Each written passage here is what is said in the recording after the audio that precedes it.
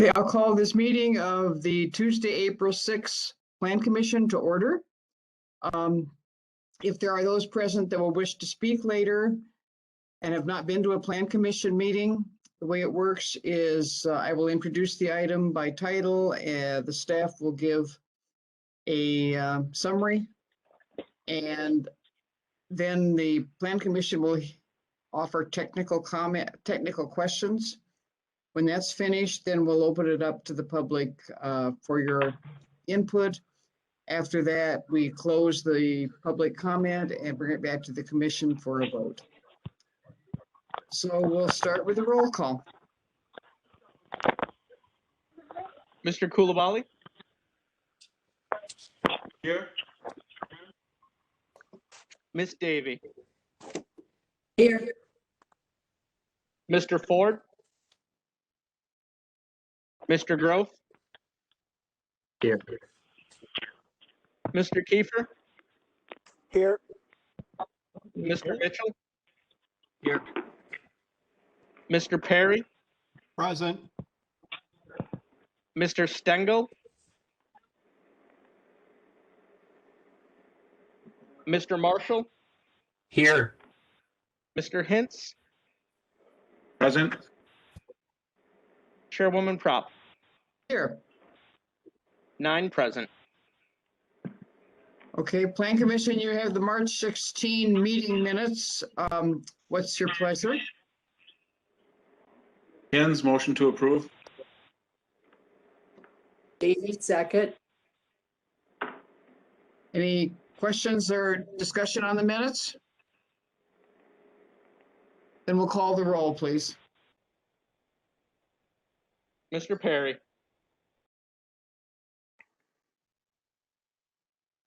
Yes. Mr. Marshall? Aye. Mr. Coulibaly? Aye. Miss Davy? Aye. Mr. Grove? Aye. Mr. Kiefer? Aye.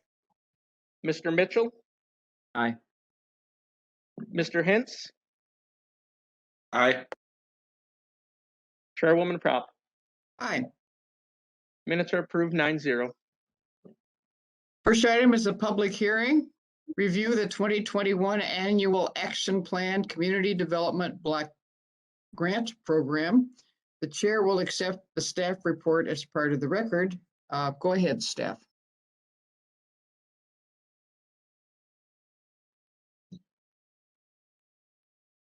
You're still muted, Darlene, if you're talking.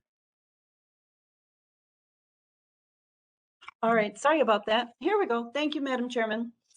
Every year, the city receives a community development block grant entitlement allocation from the U.S. Department of Housing and Urban Development. And the 2021 allocation is $828,550,000. Of that amount, a minimum of 70% has to be spent on low to moderate income activities, and no more than 15% can be spent on public service activities, and no more than 20% can be spent on admin activities. Based on the information that staff has been working on with various agencies and various input. The chart on screen is what we are proposing, proposing for activities to be carried out. We're looking at housing improvement program for $260,000, code violation program for $50,000, down payment assistance for $40,000. All of these items are low to moderate income eligible activities and benefit or qualify for the 70% cap that we have to use.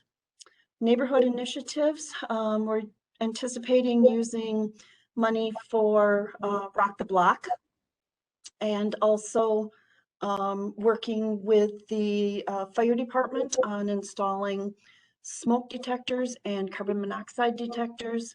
also in conjunction with Rock the Block. Central City, 59,000 is for the removal of slum and blight properties in central Oshkosh. Public facility improvement of 150,000.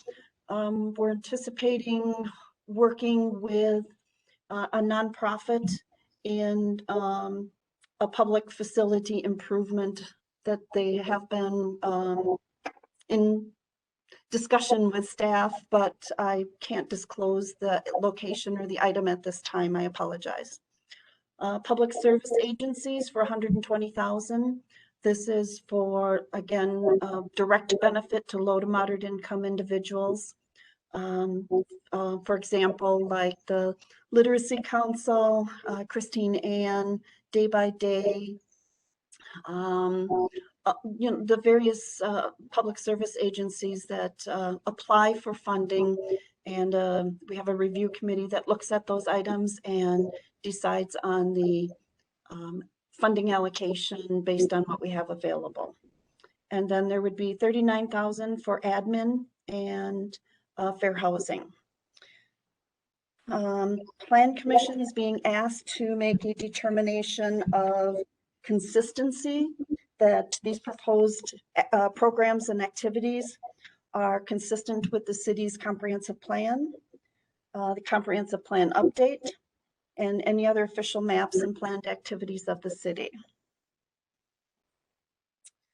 The next step would be having council approve of the action plan on April 13th, and public comments are being accepted until May 3rd, and then the action plan will be submitted to HUD at that time. Does anyone have questions?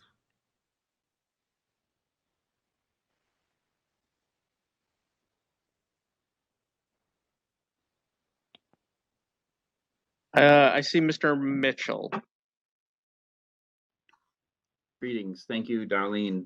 Before I start, I want to note that this may be the last Plan Commission meeting in which Darlene presents to our group as a full-time employee of Oshkosh. So I congratulate her for her retirement later this month. She's been one of the most effective and just a joy to work at City. So it's a sad day for those of us that work in affordable housing to see her go, but wish her the best.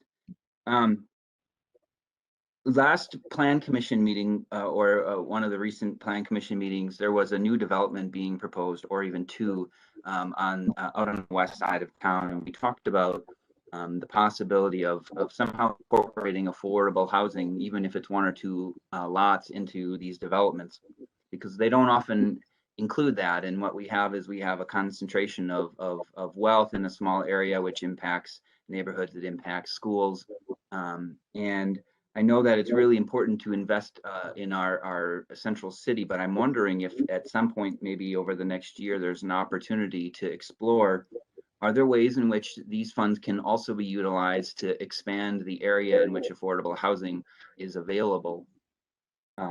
Whether it be, lots acquisition or support of a development that maybe has 2 units on a lot rather than one, to make it so economically viable.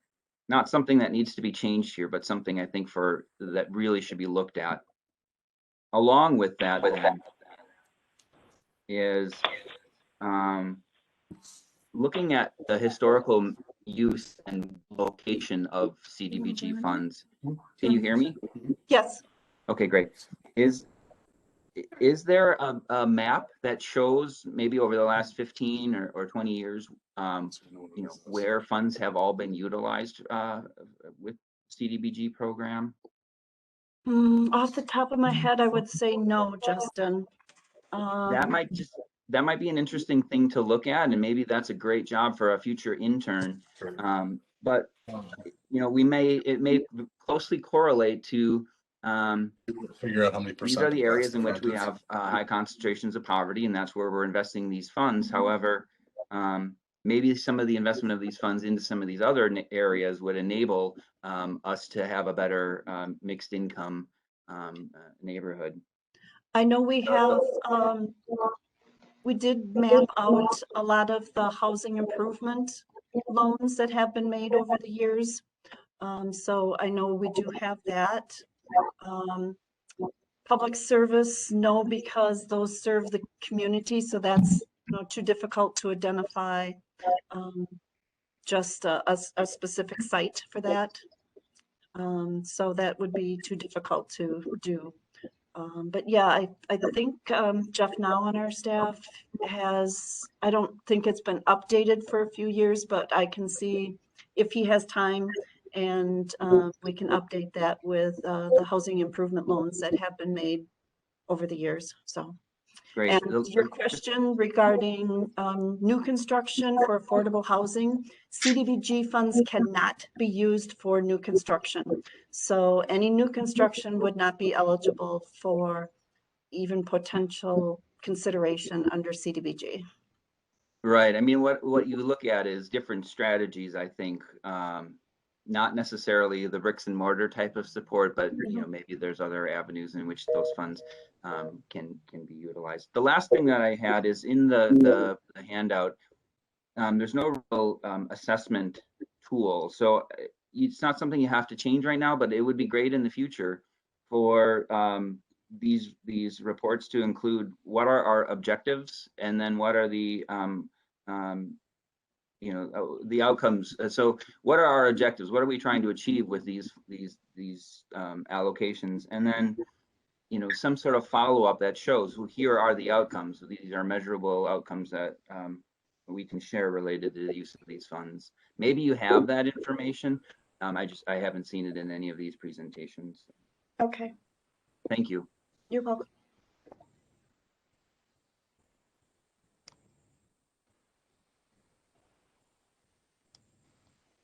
Oh. Kathy, you need to unmute. Any other technical questions by plan commissioners? You see any, Mark? I do not. Okay, then it's time for opening the public hearing, which I'm doing right now. Are there any members of the public that wish to speak on this item?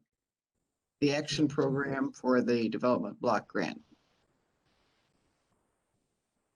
Anyone wishing to speak on the action plan for community development?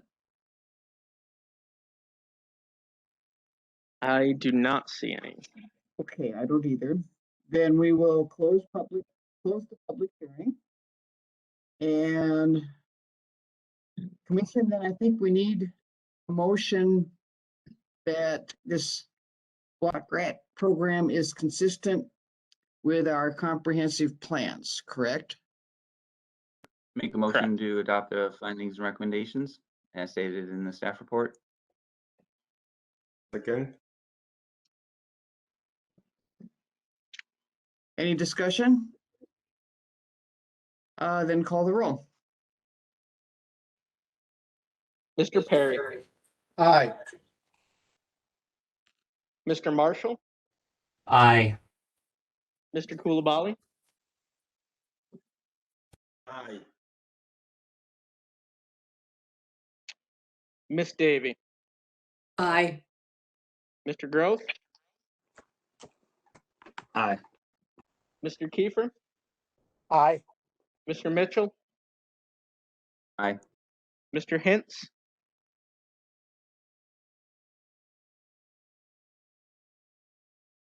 Aye. Mr. Hintz, Chairwoman Prop. Aye. Motion carries 9-0. All right, the next item on the agenda Kathy, is may I- another. May I just interject? I'm gonna abstain and sit out from the conversation and just, I wanted it noted here, just that the housing authority is listed as an recipient of funds for item number 2. So I won't be participating or voting. Thanks. Okay, And I think neither will Tom Perry on item 2. All right, then item 2 is a public hearing. Approve amendment to Community Development Block Grant 2020 Action Plan for the CARES Act funding round 3 and recommend acceptance and awards for round 2 funds from the State of Wisconsin Department of Administration. The chair will accept the staff report as part of the record. Staff, go ahead. Okay, this is a little more complicated to some degree. It all relates to the federal CARES Act funds that the city has received from the U.S. Department of Housing and Urban Development. And the State of Wisconsin Department of Administration has also offered funds to the city. Back in, forgive me, December, January, the Plan Commission did review round 1 funding that was in the amount of $494,000.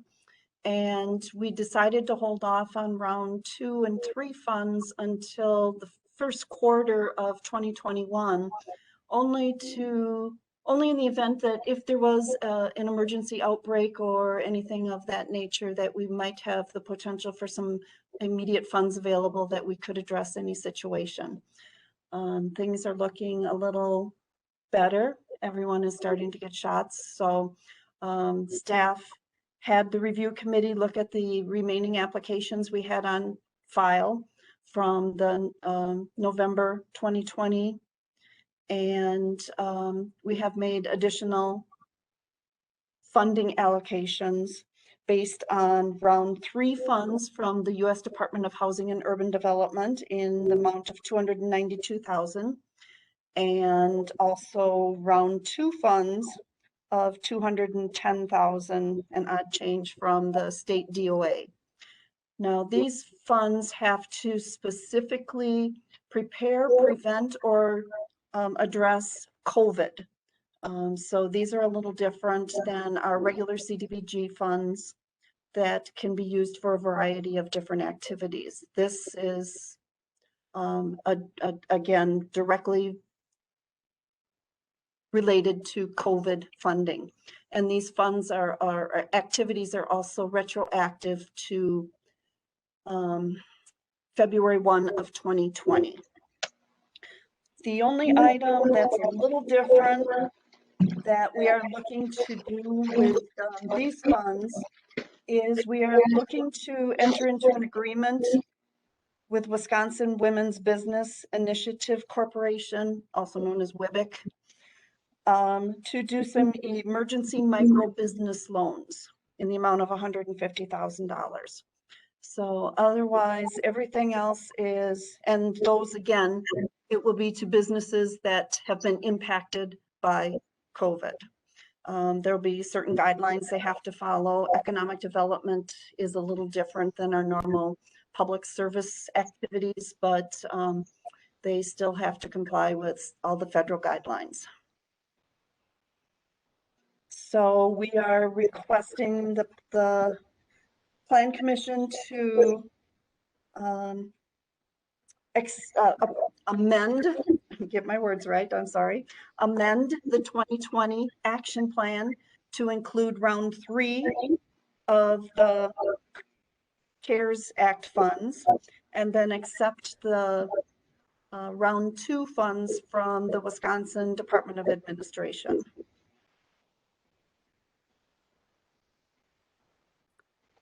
Questions?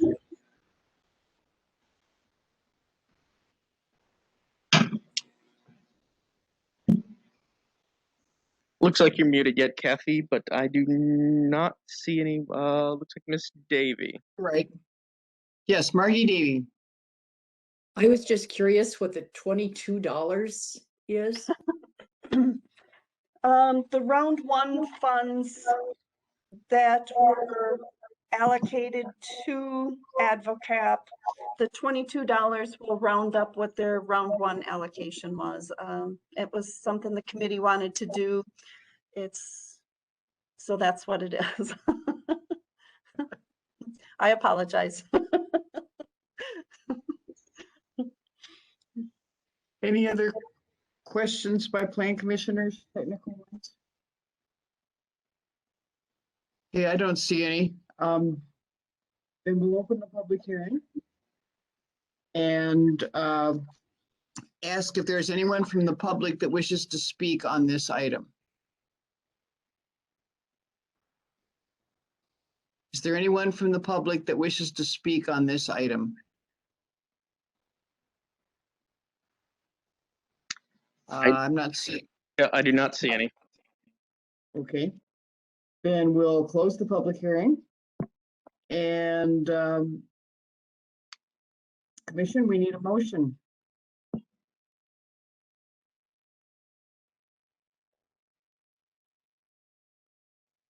Wake up, commission. Motion to adopt the findings and recommendations as stated in the staff report. Someone may make that. So moved. Roll second. Okay, is there any discussion on the motion? I did not know that Darlene was retiring, and I want to thank Justin for telling us and giving us the nice summary of what she's done for us that most of us don't know about. Thank you. Thank you, Madam Chairman. Thank you, Margie.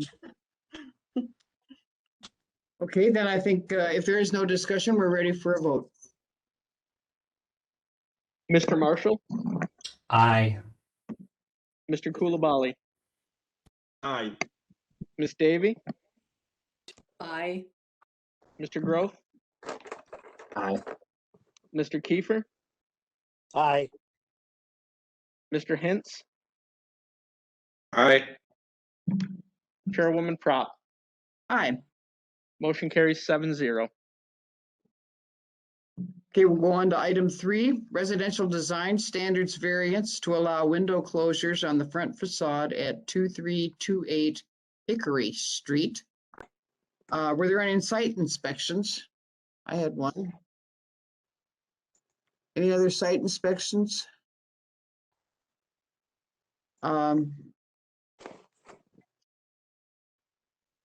The chair will accept the staff report as part of the record. Staff, go ahead. Thank you, Madam Chair. So item 3 is a residential design standards variance to allow window closures. You can see this map here of the subject site and the surrounding area. So it's right on Lake Winnebago, and you can kind of see it's similar scale residential structures kind of surrounding it. So all pretty much single family. There is some, I think, county lakefront access just to the south of the subject site. Just an aerial here showing you a little bit better the subject property there. So you can see the water, you know, just to the northeast there, and then Hickory Lane just to the southwest. So just kind of giving you some more orientation there. So this is the existing house in question. And really, the variance request is to allow window closures so that they can actually replace these openings with new window and door openings. They are wanting to do pretty large scale remodeling of this house. They're going to be doing a second floor addition. They're going to be remodeling the interior, and they're also going to be completely residing and redoing all of the windows on this house. So pretty large scale work, and they do have to come through for a variance because they are technically closing windows on the street facing facade there. So just to compare, you know, the existing here with the proposed front elevation in question is up on the upper left. So you can kind of see, you know, they are relocating window openings. They're still going to be maintaining a very similar percentage of facade area for window and door openings. And then just for reference, you can see the proposed side elevations to the right and the waterfront elevation to the bottom left there. And then these figures were included in your staff report. Overall, I believe the glazing area of the windows is going to increase. The actual, you know, if you count the frame and the glazing, it's going to be a little bit less because I think the frames of the new windows are going to be narrower. But they are going to be very similar in terms of amount. facade area covered by glazing. Just showing you for reference here some street view images. So you can see looking up Hickory there on the top and then looking down towards the south on the bottom there. So staff is supportive of this request. We recommend approval. We think that these changes are going to greatly enhance the appearance of the house. Again, they're going to be completely residing and re-roofing this house. And so we are in support with the conditions and finding as listed in your staff report.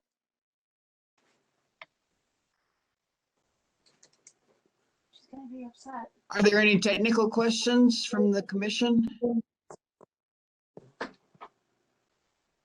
Any technical questions? I'm not seeing anybody. I do not see any either. Okay. I just have a comment that the staff report left out something. I did make a site visit because this is in my general neighborhood and discovered that there's a big garage right on the street. And it shields most of this lovely, what's going to be a lovely new house. And that might have been a factor in allowing a variance, but they earned their variance on their own merit. So I just thought that was an omission from the staff. Well, we will open public comment then and request a statement from the applicant if the applicant is present. We are. Okay, and go ahead when you're ready. Yes, exactly like you guys described. This is a extensive remodel that went through building inspections division first. I'm the building contractor. So we are doing a large renovate, typical project for my company, Lake Home Renovates. We've been doing for a long, long time. So yeah, increasing the, I think the appeal from every side, not just the road side on this project. Very typical, as you can see on Hickory Lane. Most of the garages are on the roadside in front of the houses, as the lots are very shallow in an orientation from road towards lake or vice versa. So most of the garages, if you drive up and down this road, sit in front of the houses. Unfortunately, we don't always see the front facades of the projects we do on these.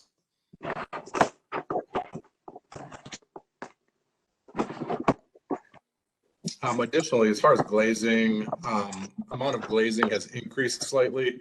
Amount of frame / sash work has decreased slightly. So a matter of square inches, we have increased just slightly on glazing by design on the roadside.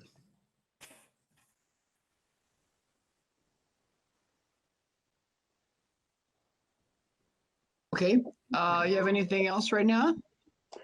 I don't believe so, unless you have questions for us. Any questions for the applicant? Plan Commission? Again, I'm not seeing any questions. Is there anyone else in the audience that wishes to speak on this item? Anyone else from the public wishing to speak on this item? You see any, Mark? I do not see anyone. Okay. Then unless the applicant has something else he wants to say, we will Nothing close. further. Nothing? We'll close the public comment period. Commission, we need a motion. Mitchell, make a motion to adopt the findings, recommendations as stated in the staff report. Davey second. Any discussion, Commission? Any discussion on the motion? Again, I'm not seeing any. If there is no discussion, we'll take a vote. Mr. Perry, Aye. Mr. Marshall, Aye. Mr. Coulibaly, Aye. Miss Davy, Aye. Mr. Gross, Aye. Mr. Kiefer, Aye. Mr. Mitchell, Aye. Mr. Hintz, Aye. Chairwoman Prop. Aye. Motion carries 9-0. We'll go on to item 4, general development plan and specific implementation plan approval for a multifamily development located at 1745 Oregon Street, the former Smith School. Were there any site inspections? The chair will accept the staff report as part of the record. Go ahead, staff. Thank you. So the subject site is the former Smith Elementary School. It has frontage on Oregon Street, West 18th Avenue, and Arizona Street. The surrounding area is mostly residential uses along with some commercial uses to the northeast. Here's an aerial shot of the area. In November of 2019, the site was rezoned from institutional to institutional with a plan development overlay, and that PD was added to allow some flexibility of zoning requirements to assist future development of the site. The applicant is now proposing to convert the existing school building. Here's a bird's eye view. The existing school building will be converted to 31 apartment units with a total of 47 bedrooms. Code does not permit multifamily uses in the institutional district. So they are requesting a BSM to allow that land use. This item was discussed at a Plan Commission workshop in January of this year, and Plan Commission did voice support for the proposed site, as well as the concept plans. That was also brought before Landmarks Commission in February, and they also were supportive of the proposed plans. Staff is supportive of the BSM for the proposed land use, as we feel it's an appropriate use of the site and it's compatible with the surrounding moderate density residential land uses and the commercial uses to the north. So the site plan shows 2 accesses from Oregon Street to a parking lot with 43 surface parking spaces and 31 vehicle garage spaces. They are requesting a BSM for reduced parking lot and garage setbacks from the street side, which is Oregon Street, and the rear, which is the north property line. So staff is supportive of those setback reductions as they are needed to provide sufficient parking area for the tenants, as they're just meeting the code requirement for parking stalls. Also, the setback reduction along Oregon Street will allow the parking lot to be moved further away from the neighboring residential properties to the west. Here's the landscaping plan. It does show building foundation landscaping meeting code requirements, or just shy of it actually. However, the code does not require building foundation landscaping in this case, as they're not expanding the footprint of the existing building. The paved area requirement for the parking lot is not being met, but they do have overflow landscaping points from the street frontage requirement and the yard landscaping that they can reallocate to meet that paved area requirements. For example, moving some of the medium trees from the parking requirement to the street frontage and vice versa. They're also missing a code required parking row end tree, which they will need to provide, which can be addressed during site plan review. For street frontage landscaping, they are meeting the total point requirement on all 3 frontages. However, they're not meeting the 50% medium tree requirement. Staff is recommending a BSM to waive that 50% medium tree point requirement along the Oregon Street frontage, as they are preserving several existing mature trees along that frontage, so they're meeting the intent of the ordinance there. However, we are requesting that they provide the medium trees along Arizona Street and West 18th Avenue. As far as yard landscaping, they are exceeding the point requirement there, so they're using that also to offset the requested base standard modifications. For the buffer yard from the west property line, code would require a 0.2 opacity buffer yard, as it's abutting a residential zoning, and that's for the new parking area and garage. And code would allow that to be met with a 10-foot setback along with 6-foot solid fencing. The applicant is requesting a BSM to allow that buffer yard with no fencing and a 15.4-foot setback to the garage building. And they're requesting that as they feel the garage wall should serve as the fencing in this case, and providing some shrubs along the backside to break up the appearance of that wall from the neighboring residences. So staff is supportive of that BSM with the condition that 100 evergreen tree and shrub points be provided along the west side of the garage. That would allow for example, one medium evergreen shrub every 10 feet to break up that wall. There are no signage plans included in the request. However, they are showing on the landscape plan what appears to be a ground sign placed along the Oregon Street frontage near the West 18th Avenue intersection. It may be in the setback based on the site plan, but staff is recommending a condition that all ground signage meet the 25-foot setback, as well as meeting all multifamily signage standards. Here is a rendering of the building I'll get into next. So they're also requesting a BSM for increased lighting along the south entrance on Oregon Street. They're slightly exceeding the 0.5 foot candle maximum along that entrance. Staff does not have any concerns with that, as it's just providing slightly additional lighting into the street right of way. Here are the building elevations. There are only minor modifications to the exterior.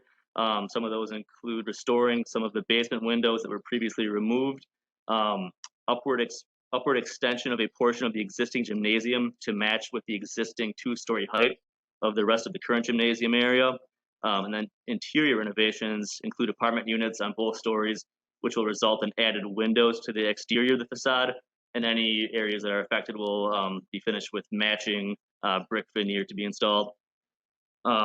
So these renovations will be compliant with the city's exterior design standards, as they will match or be substantially similar to materials of the existing building. And again, Landmarks did review the plans and were supportive of the proposed renovations. Here are the elevations.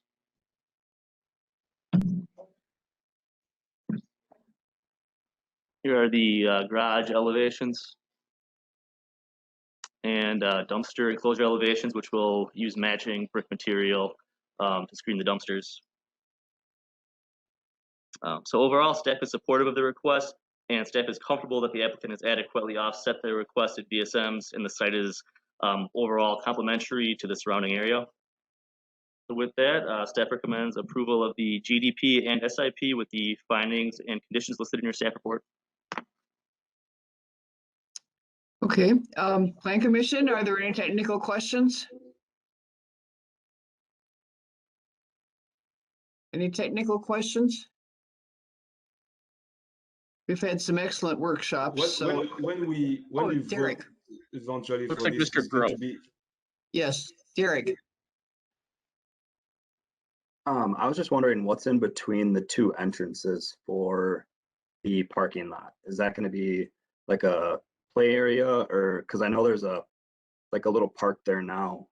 I didn't know if they were just moving it. Kind of like a green space, walking trail, park lit type feature. When we get to the developer, he can probably explain a little bit more what they're trying to do there, but it's almost like a little parklet type feature. And it looks like Mamadou, did you have a question? Yeah, sorry, I didn't raise my hand. Yeah, I was just wondering when we vote for this, is going to be the assumption that we accept the waiver that the staff is recommending. Yeah, so they are asking for a number of base standard modifications within the request. Yeah, that's what I mean. So he's comprehensively accepting those requests, right? Correct.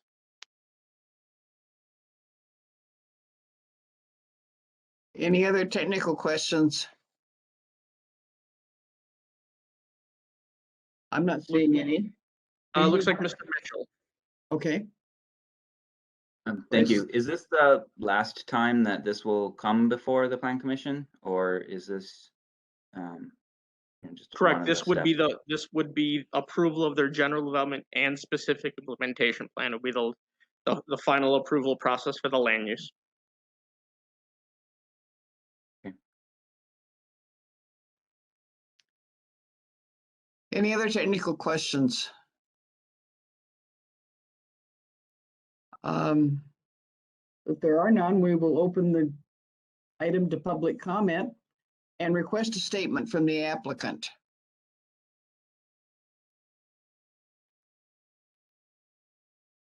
Oh, this is Chet. Can everybody hear me? Yes. Hi, everybody. Chet Wiesenberg here. Requested a statement. Well, we already had the workshop, but we are excited to get this project going. We are, planning what you see here, 31 apartment units, and restoring a project, per National Park Service standards, and it's going to be a high quality project. We're excited to get going with. So if anybody has any questions for me, feel free. Looks like Justin Mitchell. Greetings. Yeah, first just wanted to commend your team. A very exciting project. These end up being some of the coolest apartments that contribute considerably to our community. I was hoping that maybe you could just talk a little bit about if there are any sort of affordable housing units. You mentioned that you probably got historic tax credits then. So if there's restrictions on that, and then also if you could just detail some of the mobility accessibility features that may be incorporated into this. I know that it's difficult in these projects, but if you were able to provide any sort of handicap accessible housing, or even just base features that make the units more accessible. Yeah. So nothing's changed since the last time we were here. So what we're doing is we're having one unit meet Type A accessibility requirements that are required by the International Building Code, and all the other units are going to meet Type B.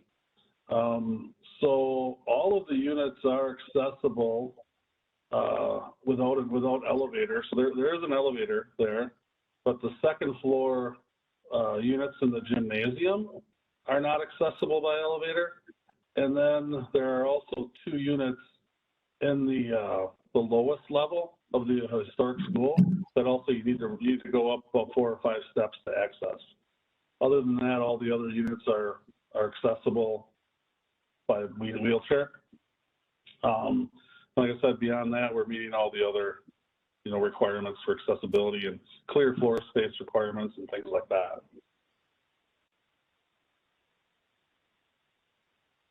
And just if you could talk a little bit about the affordability, on the population that you're looking to serve. So everything is going to be market rates, but I think we're looking at an average of $1,100 for 2-bedroom units and maybe $800 for 1-bedroom unit, somewhere in that range, which is real close to, I guess, affordable standards.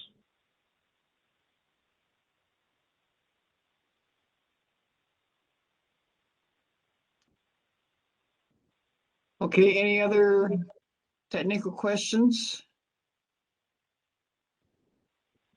Or questions for the applicant?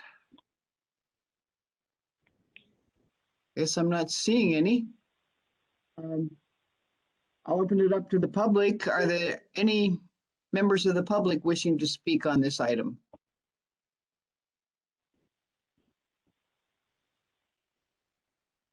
Any members of the public wishing to speak on this item? You see any, Mark? I do not. Okay. Then we'll close the public comment period. And anything else you want to say, Mr. Wiesenberg?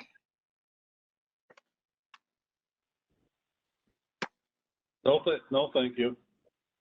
Okay. Then we'll ask for a motion from the commission. Okay, move to adopt the findings and recommendation as stated by staff report. Second, Kiefer. Any discussion by the commission? John Hintz. Yes, thank you. I just wanted to state how proud I am of how our workshops are working out with developers, because this is making it so much smoother when they come to us for an actual vote. And Chet, you and everybody else who's working on this have been great. You've listened and you've implemented things we've talked about. And staff, you've worked with these developers and things like this. And I just want to say that overall, because I live in this neighborhood, the people I've talked to are overwhelmingly positive about this, and they're excited about it because it kills us all to see it sitting there doing nothing. So kudos to everybody that's involved with this. This has been a great process.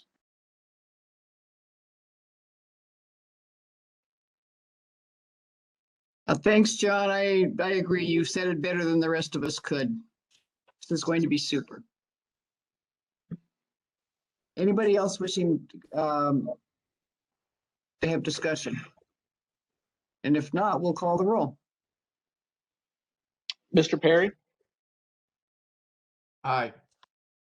Mr. Marshall, Aye. Mr. Coulibaly, Aye. Miss Davy, Aye.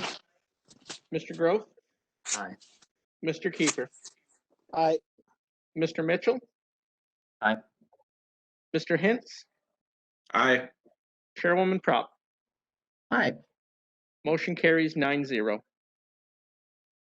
We'll go on to item 5, public hearing on a zone change from suburban mixed-use district to suburban mixed-use district with a planned development overlay for properties located at the southwest corner of West South Park Avenue and West 20th. Were there any site inspections? I had one. The chair will accept the staff report as part of the record. Staff, go ahead. Thank you. This is a rezone request for 3 properties located at the southwest corner of West 20th Avenue and West South Park Avenue. The one in the corner is the former Packard Pub site. The one to the south of that is the LaShore's site, and to the south of that is a residential property.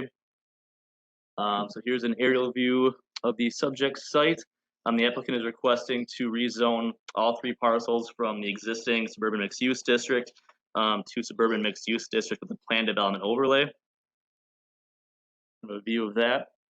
So the purpose of the rezone is to allow some flexibility of the zoning ordinance to accommodate site constraints for future commercial redevelopment of the subject properties. And those site constraints include, the double frontage and the irregular lot configurations. This did come to a plan commission workshop in February of this year, mostly discussing the corner site, and plan commission did support the plans at that time. So staff does support the zone change from SMU to SMU PD, as it will serve to accommodate future development needs for this site related to the unique lot configurations.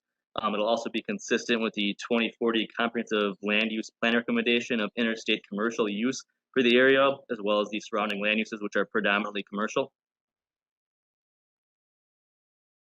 With that, staff recommends approval of the zone change from suburban mixed use to suburban mixed use with a planned development overlay.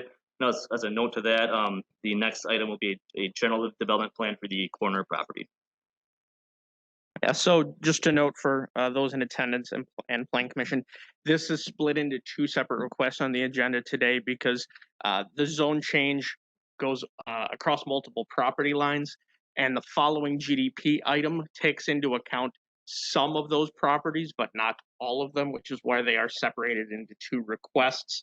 The petitioner will also be going through the CSM certified survey map process for reconfiguring these properties. But just to a note on why it's 2 separate agenda items, because the second item, item 6 here today, is only a portion of this site. Okay, are there any technical questions by the Plan Commission?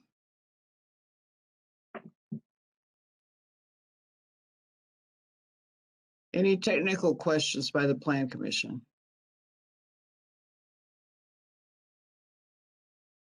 I'm not seeing any. So if there are no technical questions right now, we'll open the public hearing and request a statement from the applicant.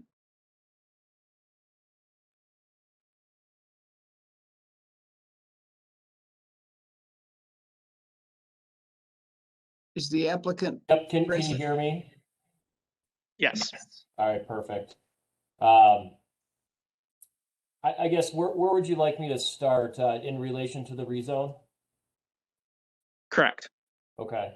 You know, we've worked with staff and, you know, to come up with our proposed site plan, which you'll see, and the rezone was due to the fact we've had to shift around some entrances, we've had to work with some zoning setbacks slightly, and it's been a bit of a challenge, just of course, with this odd configuration. I plan on submitting for my SIP. Hopefully in the next month or so. I'm waiting on a third party in order to submit those documents that are required. So I'm happy to ask any question or answer any questions that I can.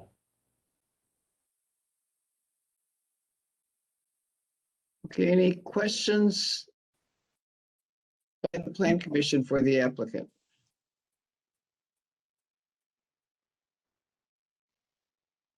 Questions for the applicant? I'm not seeing any. Are there, Mark? None by Plan Commission. Okay. Then we'll open it up to other public comment. Is there anyone else in the on the call wishing to speak to this zone rechange? I see Annalisa, and I hope I pronounced your last name correctly, Van Sistine. You got it. It's right. Okay, go ahead. I have a question on where it said that the Lashers and the Packers Pub old location had only frontage on 20th Street and South Park. That isn't correct. They have frontage also on Ripon Lane. And I'm curious what you're planning on doing with that driveway that comes out to Ripon Lane.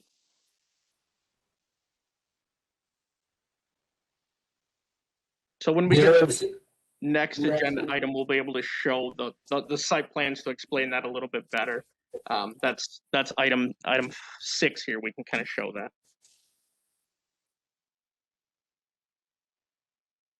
Okay, yeah, this is strictly on the zoning change. Oh, and then I have a question on that also. What is the reason to not do anything more for the other properties? Switch those to PD also at this time. So the zone change is at the request of the petitioner. Obviously, other property owners could also request zone map amendments or zone changes for their properties as well. These are the properties that the developer has sought zone change on. Okay. I will just wait until you get to the next item to answer my question about the driveway then. Okay. Anyone else wishing to speak on the zone change portion of this item? Do you see anyone, Mark? I don't. I know there's a number of people on call-ins, so they won't be able to raise their hands. So we may just want to open it up for any of the call-in people if they'd like to unmute and be able to ask questions. Sure, we'll do that for this zone change part. Just speak up if you can hear and you want to ask questions.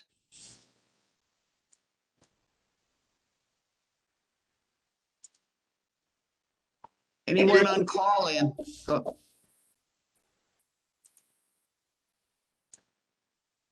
I'm not hearing any right now. Yeah, I'm not seeing anyone. Okay. Then if there is no additional public comment, we'll be sure to answer Miss Van Sistine's questions in the next round. We'll close the public hearing. Any more statements from the applicant? Not at this time. Not at this time? Okay. Then commission, we'll close the public hearing and we already did. Commission, we need a motion. Hens, motion to adopt the findings and recommendations as stated in the staff report. Kiefer, I'll second. Okay, is there any discussion on the zone change plan commission? Again, I'm not seeing any. We'll call the roll.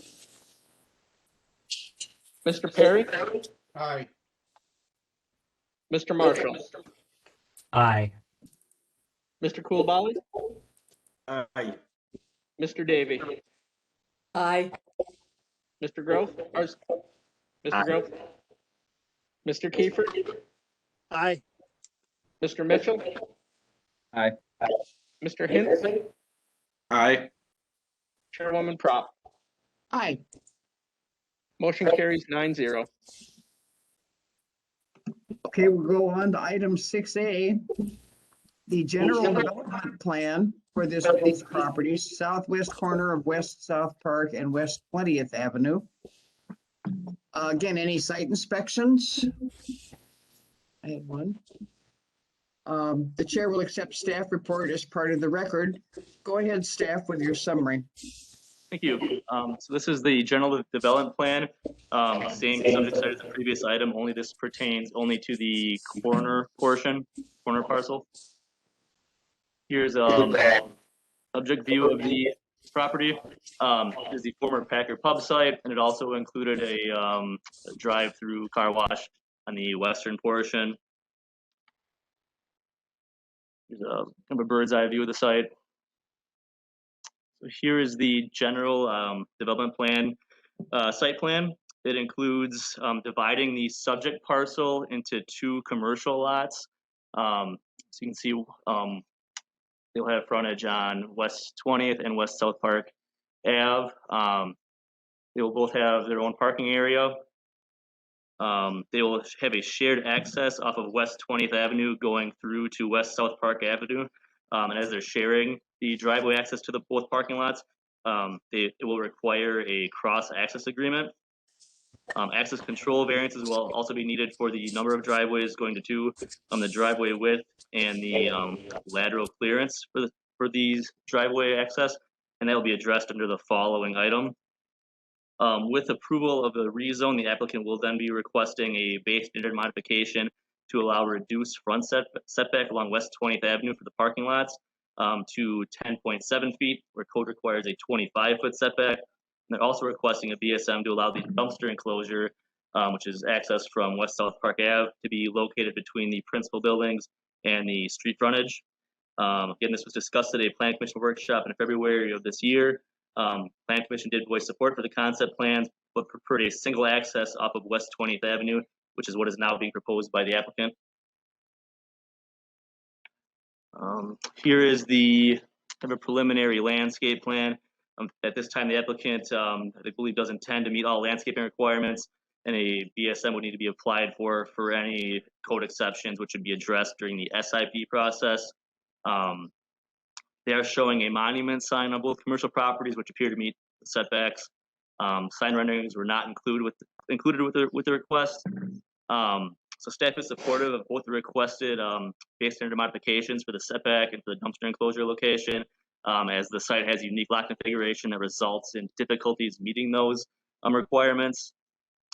Staff is recommending a condition that the street frontage landscaping be increased beyond what code requires along West 20th to accommodate that reduced setback. The applicant did submit preliminary building elevations for the western of the 2 buildings. So here's that shown on your screen. And staff recommends approval of the general development plan with the conditions and findings listed in your staff report. And Brian, if you could go back to the site plan for me, I just want to make sure I understand for the public and Plan Commission, if you could go back one more. Although there is a building shown in the southwest corner of this drawing, that building is not part of the general development plan. That was shown for concept purposes only during the workshop. If you go forward one more now, Brian, this is the only portion of the site that we're looking at today is the GDP for just these 2 buildings. The applicant will have to come back at a future date for a general development plan, specific implementation plan for that last site.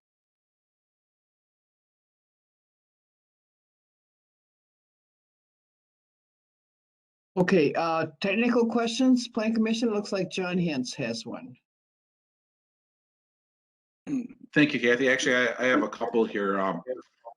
Regarding the driveway that is coming out on 20th, is that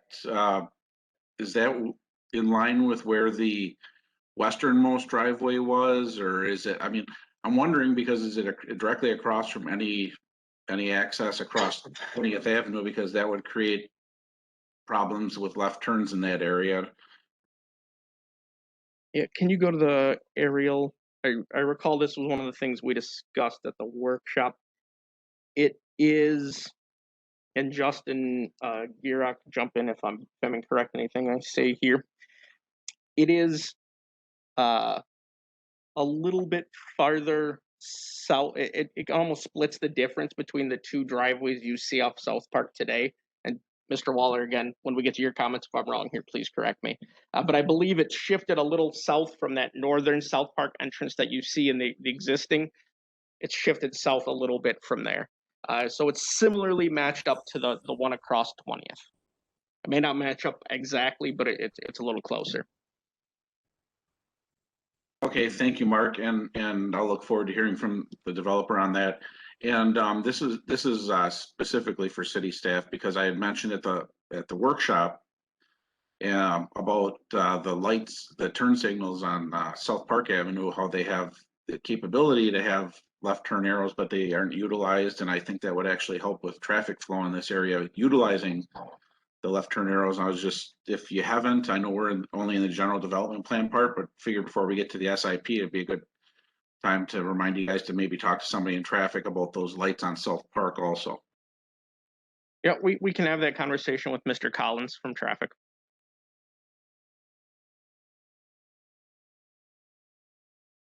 Okay, any other plan commissioners with technical questions?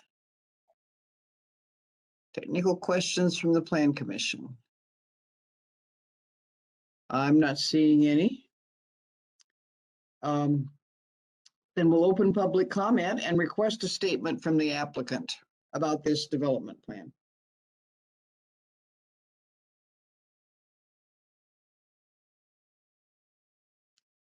Okay, applicant.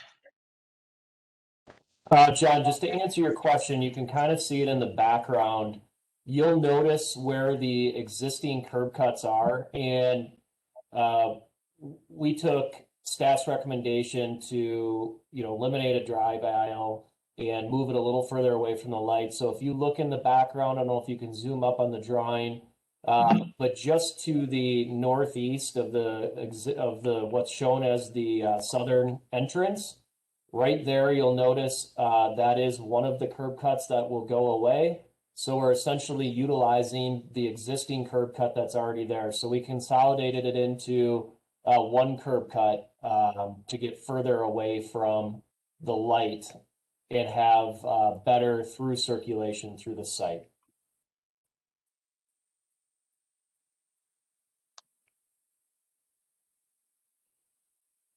Anything else I was actually asking about the north access on sure. 20th Avenue.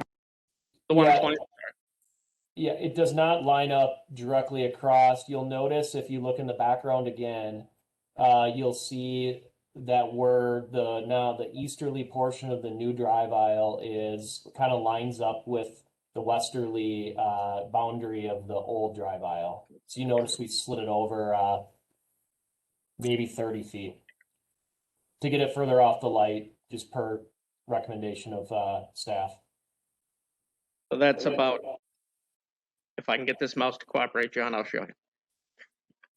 The new driveway is basically in this area.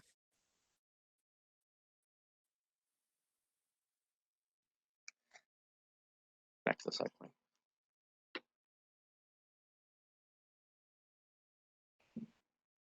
Okay, applicant, anything else you want to say about this plan? Not at the moment. I think I'd be available to more so answer questions or clarify intentions, if that makes sense.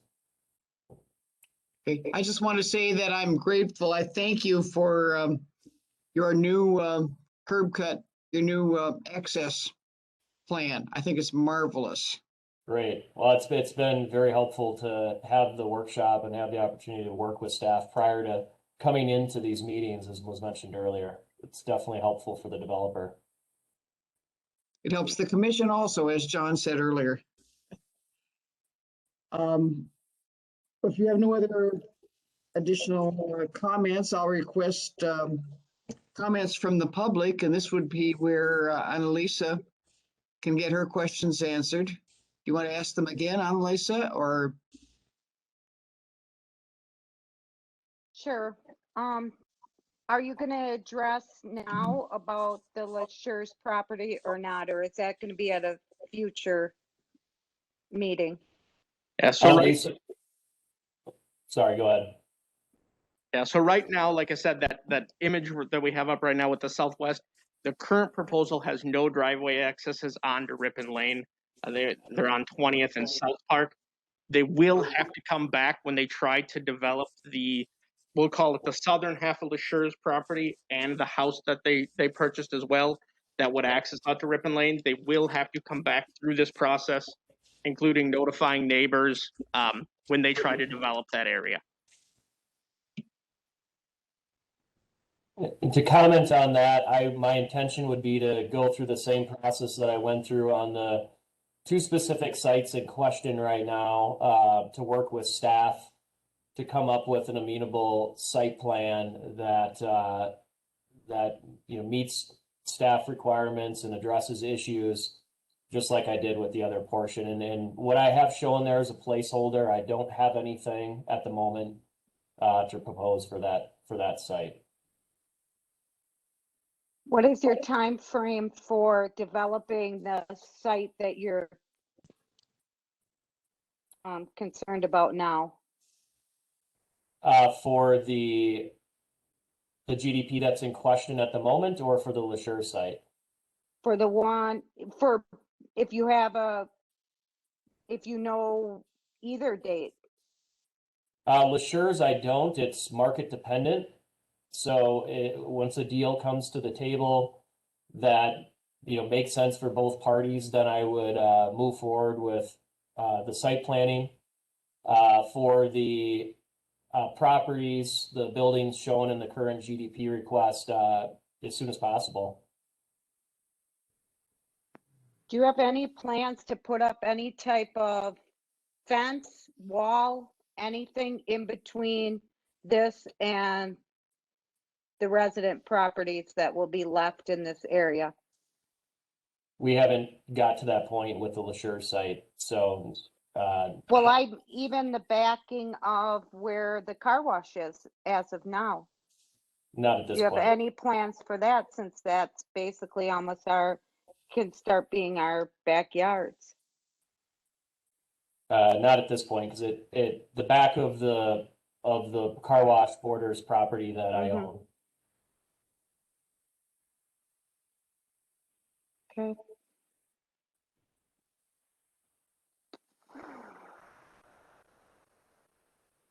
I did see another individual had their hand raised. I don't know if they still wanted to speak. Christy? Yes, please. Yes, please. Sorry.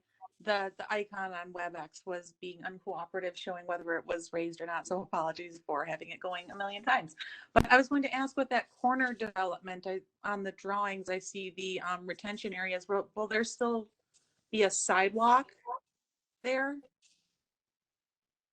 Yeah, sidewalk will have to remain. Okay, thank you. And then, yeah, Annalisa asked the other question. So LaSure's, there's the drawing with the building that looked like a drive-through. That's just hypothetical at this time? Correct. Okay, that's good, because that would be looking right into a neighborhood with 6 dogs. So thank you. And yeah, I will look forward to learning more as the LaSure's development goes forward. So yeah, because that's right next to my house and my ratty garden and my crazy dog. So yeah, community involvement, or at least more, information will be appreciated. Thank you.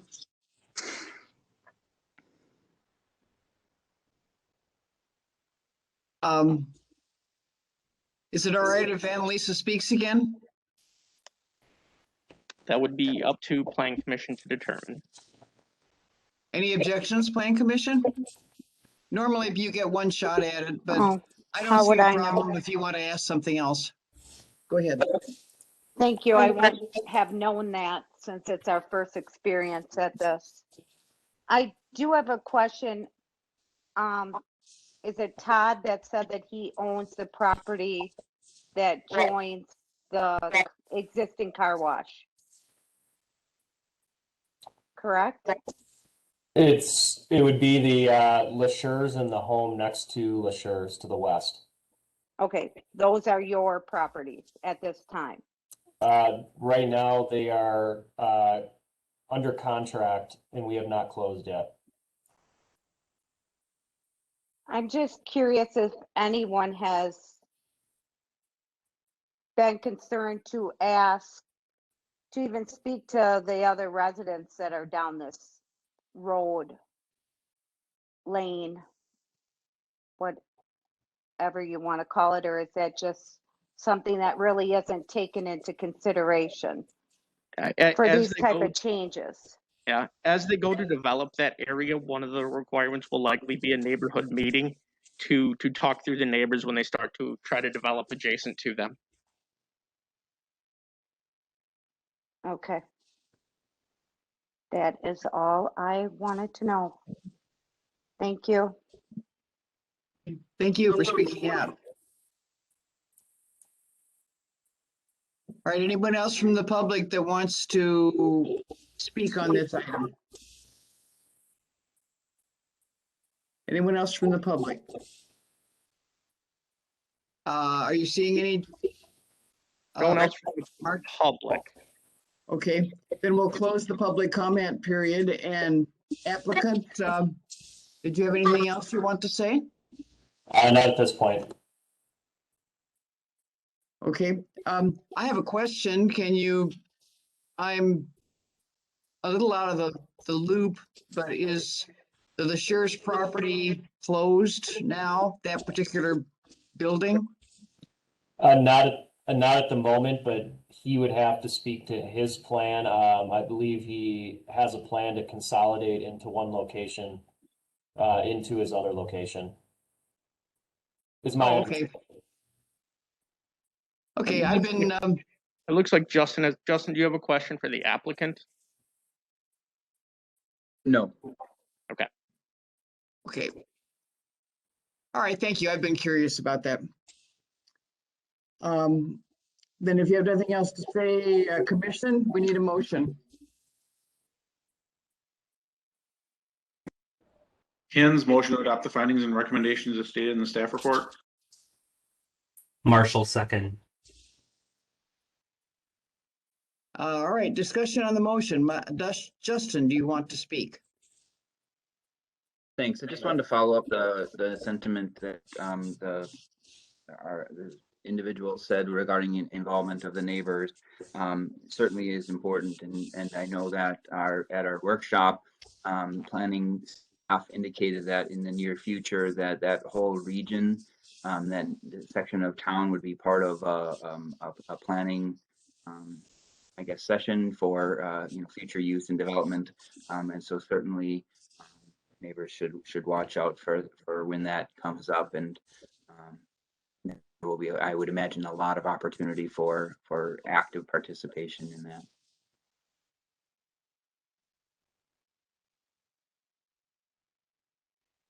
John Hintz.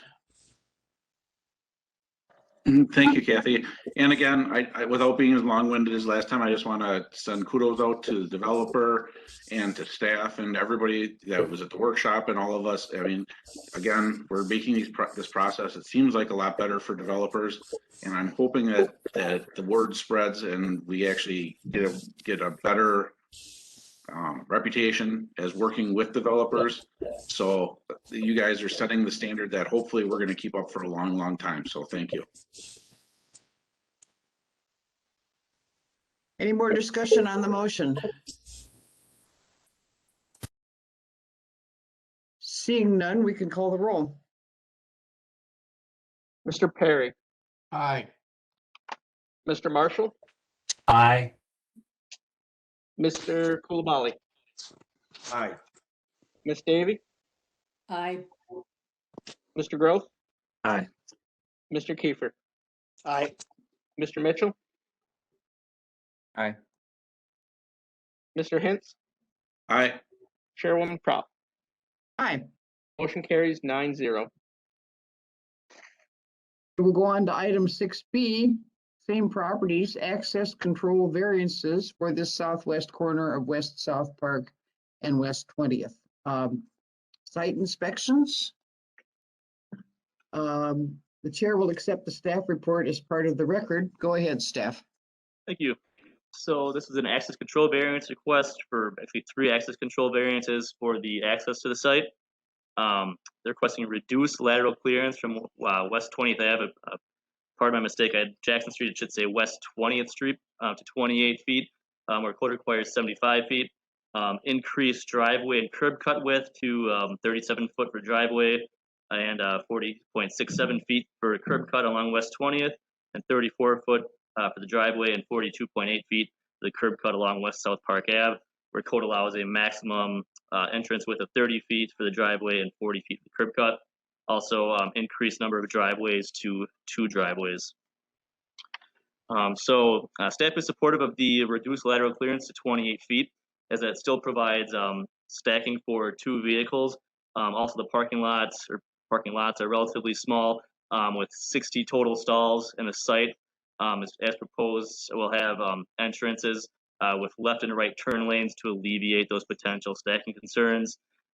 Staff is also supportive of the increased driveway width and curb cut width, as that allows to provide 3-lane access to the site from both frontages with separation of the in and out lanes, and that should serve to prevent obstruction of traffic flow. Staff is also supportive of the access control variance to allow a second driveway in the parcel, as they're both located on the western parcel. However, with it being shared between the 2 sites, that's also needed to allow for the connection to West South Park Ave. So staff is supportive of the 3 proposed lateral clearance requests. Okay, are there any technical questions, Plan Commission? I don't see any technical questions. Well, then we'll open the public comment. And is there anything else that the applicant wants to say about this item? Not at this point, thank you. Okay. Then is there anybody else wishing to speak on these driveway accesses from the public? Anyone else wishing to speak? Okay, seeing none, we'll close public comment. And Commission, we need a motion.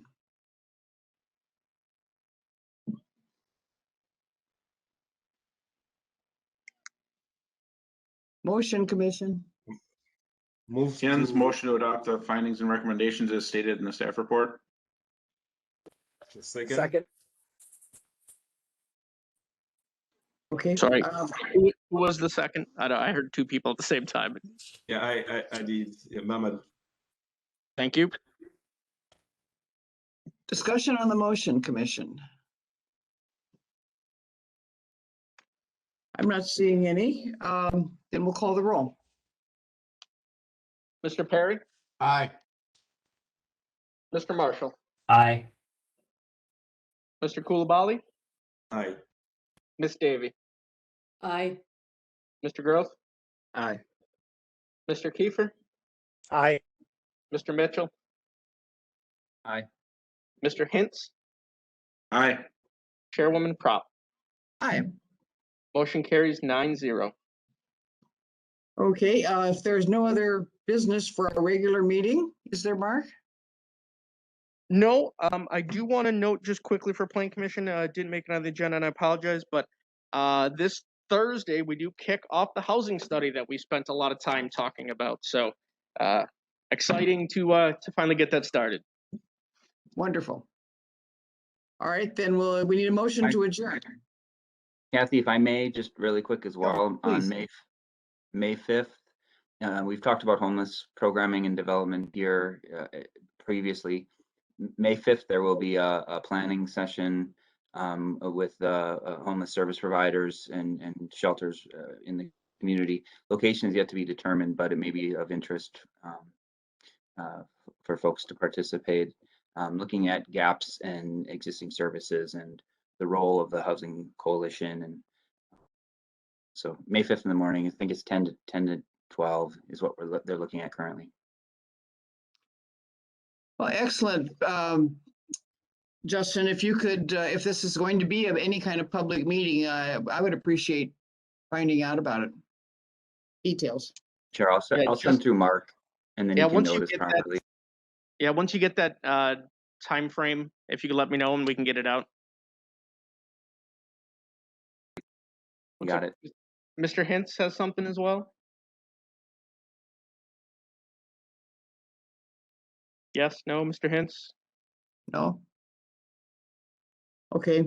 For some reason, my space bar has been not working. Sorry about that.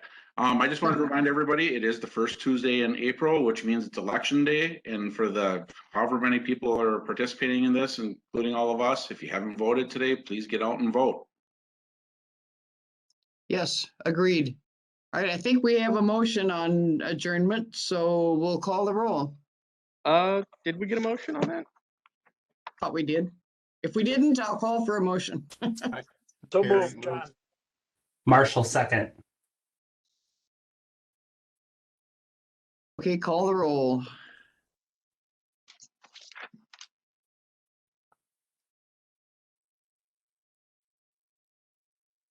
Sorry about that. Mr. Perry. Aye. Mr. Marshall. Aye. Mr. Coulibaly. Aye. Ms. Davy. Aye. Mr. Groth. Aye. Mr. Kiefer. Aye. Mr. Mitchell. Aye. Mr. Hintz. Aye. Motion carries 9-0. Meeting is adjourned.